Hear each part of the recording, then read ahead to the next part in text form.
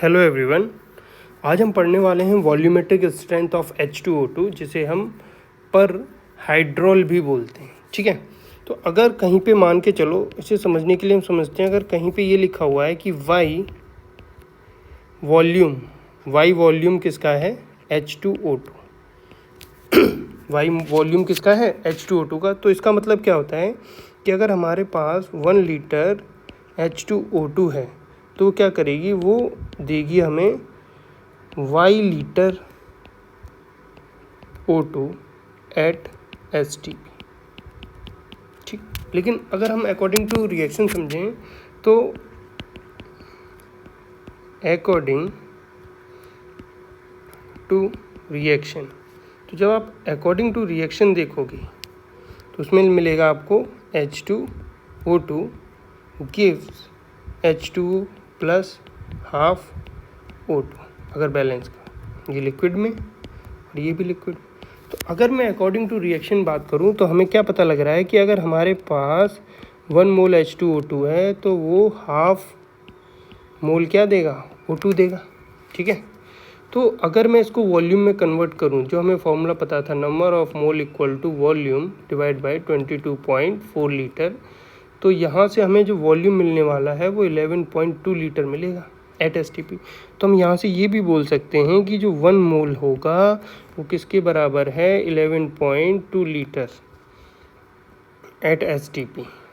ठीक है, मतलब ये हो गया कि अगर 1 मोल आपके पास H2O2 है तो आप वहाँ से 11.2 लीटर O2 का जो वॉल्यूम है वो मिलेगा आपको। ठीक है, तो अगर मैं 1 लीटर बात करूं कि 1 लीटर O2 के लिए कितने मोल रिक्वायर होंगे, तो 1 लीटर के लिए कितना हो जाएगा? 1/11.2 मोल, यूनिटरी मेथड। तो यहाँ पे देखो जो Y लीटर लिखा है, तो Y लीटर के लिए कितना हो जाएगा? तो हम Y से मल्टीप्लाई कर दें। ठीक है, Y इंटू 1 लीटर O2, तो यहाँ पे भी Y से मल्टीप्लाई करना पड़ेगा, तो Y डिवाइड बाई 11.2 मोल। यानी कि अगर मोल्स ऑफ H2O2 आप इतना ले रहे हो अकॉर्डिंग टू रिएक्शन, तो आपको Y लीटर O2 मिलेगा। ठीक है, तो ये तो मतलब हो गया इसका सिंपल, हमने यूनिटरी मेथड लगाया और हमें पता लगा कि अगर हम इतने मोल्स ले लेते हैं तो यहाँ से हमें Y लीटर O2 गैस मिलेगी। इसका मोलैरिटी के साथ रिलेशन देखते हैं, तो हमें पता है मोलैरिटी इक्वल टू क्या होता है? Mole of solute divide by volume. ठीक है, तो वॉल्यूम तो लीटर में होता है, तो हम 1 लीटर के लिए तो निकाल ही रहे हैं। ठीक है, तो यहाँ पे जो फॉर्मूला हो जाएगा हमारा वो क्या हो जाएगा कि मोल्स ऑफ सॉल्यूट कितने हैं? Y divide by 11.2, and 1 litre के लिए तो हम बात कर ही रहे हैं। तो यहाँ से आप देखोगे जो मोलैरिटी इक्वल टू कितनी हो जाएगी? Y divide by 11.2। तो यहाँ पे जो Y है जिसको हम बोलते हैं वॉल्यूमेट्रिक स्ट्रेंथ।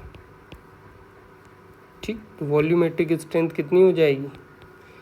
Molarity into 11.2। तो ये आपका हो गया इन टर्म्स ऑफ मोलैरिटी का फॉर्मूला वॉल्यूमेट्रिक स्ट्रेंथ कैलकुलेट करने के लिए। ठीक है, और हमें अगर यही चीज़ नॉर्मेलिटी के टर्म में लिखना हो तो हम क्या लिख सकते हैं कि नॉर्मेलिटी इक्वल टू, हमें पता है क्या होता है? Molarity into n factor. तो H2O2 का एन फैक्टर कितना होगा? 2 होगा। तो नॉर्मेलिटी इक्वल टू क्या हो गया? Molarity into 2। ठीक है, यही तो हो गया मोलैरिटी इंटू 2। तो यहाँ से अगर मैं मोलैरिटी इक्वल टू निकालूँ तो क्या आ गया? Normality divide by 2। अब ये जो नॉर्मेलिटी की वैल्यू है इसको हम यहाँ पे पुट कर देंगे, तो यहाँ पे जो हमें वॉल्यूमेट्रिक स्ट्रेंथ मिलेगा, ठीक है, इन टर्म्स ऑफ Y, तो ये क्या रहने वाला है? n/2 into 11.2। तो यहाँ पे कितना हो गया? 5.6 into normality.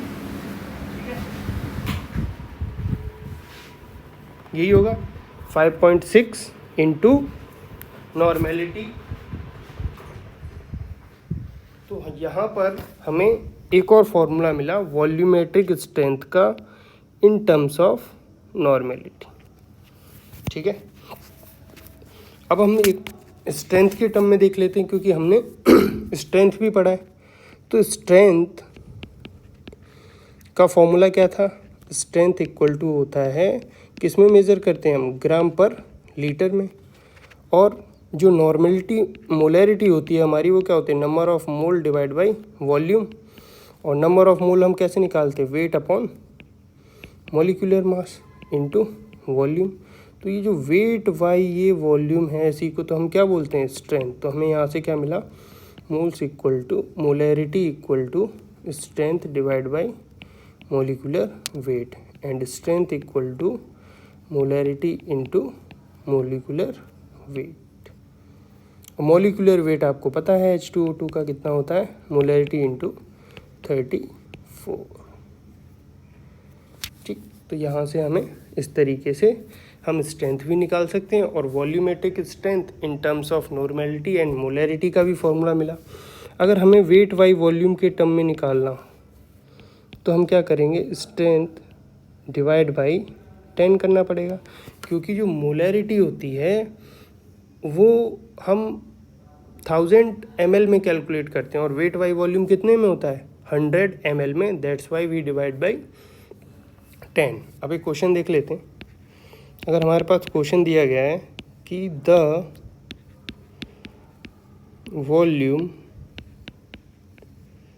Volume strength of 1.5 normal H2O2 solution, तो वॉल्यूमेट्रिक स्ट्रेंथ कितनी हो जाएगी? 5.6 इंटू नॉर्मल। यही फॉर्मूला भी हमने कैलकुलेट किया है यहाँ पे, ये देखो। ठीक है, अब क्या करना है? इसमें वैल्यू रख देते हैं। नॉर्मेलिटी हमें दी है, तो 5.6 इंटू 1.5, तो ये हमें मिलेगा 8.4। ठीक है, ऐसे ही अगर मैं नेक्स्ट क्वेश्चन की बात करूं, calculate volume strength of H2O2 in 8 liter solution which yields 120 liter of O2 at NTP ठीक है। तो हमसे ये बोल रहा है, अब देखो इसको कैसे करेंगे। यहाँ पे बोल रहा है कि अगर 8 लीटर हमारे पास H2O2 है, तो 8 लीटर H2O2 से कितना मिल रहा है? 120 लीटर O2।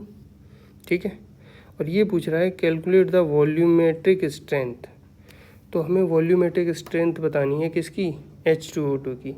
मतलब अगर आप 1 लीटर में कितना फाइंड आउट कर रहे हैं? ऑक्सीजन, इसी को हम वॉल्यूमेट्रिक स्ट्रेंथ बोलते हैं। ठीक है, 1 लीटर में कितना ऑक्सीजन मिल रहा है, क्योंकि यहाँ पे देखो जो हमने ये Y की वैल्यू निकाली है, ये वॉल्यूमेट्रिक स्ट्रेंथ, तो ये यही तो बता रही है कि अगर आप 1 लीटर H2O2 लेते हो तो कितना ऑक्सीजन प्रोड्यूस होगा, उसी को हम वॉल्यूमेट्रिक स्ट्रेंथ बोल देते हैं।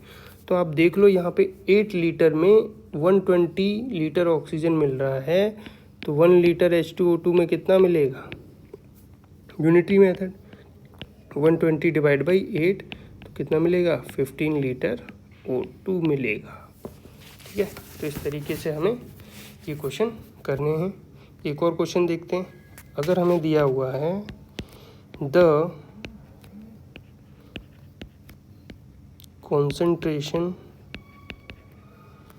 Of solution of H2O2 is 6.8% weight by volume, then the volume concentration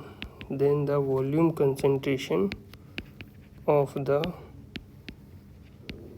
solution is, तो आपको पता है कि 6.8% वेट बाई वॉल्यूम का मीनिंग क्या होता है कि 6.8 ग्राम कितने में है, 100 ml में। तो हम क्या करते हैं, इसकी सबसे पहले नॉर्मेलिटी निकाल लेते हैं, फिर वॉल्यूमेट्रिक स्ट्रेंथ का फॉर्मूला नॉर्मेलिटी इंटू 5.6 अप्लाई कर देंगे।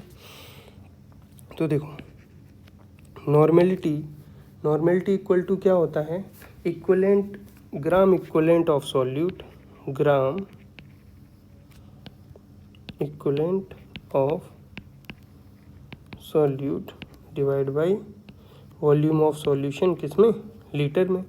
और जो ग्राम इक्वलेंट होता है उसको हम देखो कैसे कैलकुलेट करते हैं, ग्राम इक्वलेंट ऑफ सॉल्यूट, इसके लिए क्या होता है वेट, तो वेट दे रखा है 6.8 अपॉन इक्वलेंट वेट, और इक्वलेंट वेट क्या होता है, molar mass divide by n factor. तो इसका मोलर मास कितना है 34 डिवाइड बाई एन फैक्टर कितना है 2, तो यहाँ पर 1 ये जाएगा यहाँ पे, तो 6.8 डिवाइड बाई 34 इंटू 2, तो ये हो गया तुम्हारा ग्राम इक्वलेंट। ठीक है, तो नॉर्मलिटी निकालनी है, gram equivalent 6.8 into 2 divide by 34, volume litre में लेकिन किसमें, ml में। तो क्या करेंगे हम इसे 1000 से डिवाइड कर देंगे। तो यहाँ पे आप जब इसको देखोगे तो यहाँ पे आपको ये तो हो गया 0.1, ठीक, 0.1, तो ये ऊपर जाके 6.8 इंटू 2 डिवाइड बाई 3.4, तो यहाँ से ये हो गया 2 टाइम, तो कितना आ गया नॉर्मेलिटी 4। ठीक है, और यहाँ पे जो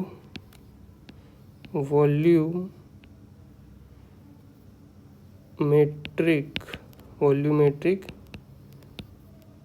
स्ट्रेंथ मिलेगी वो आपको क्या मिलेगी, नॉर्मेलिटी इंटू 5.6, तो 4 इंटू 5.6, तो ये नियर अबाउट आएगा आपके 22.4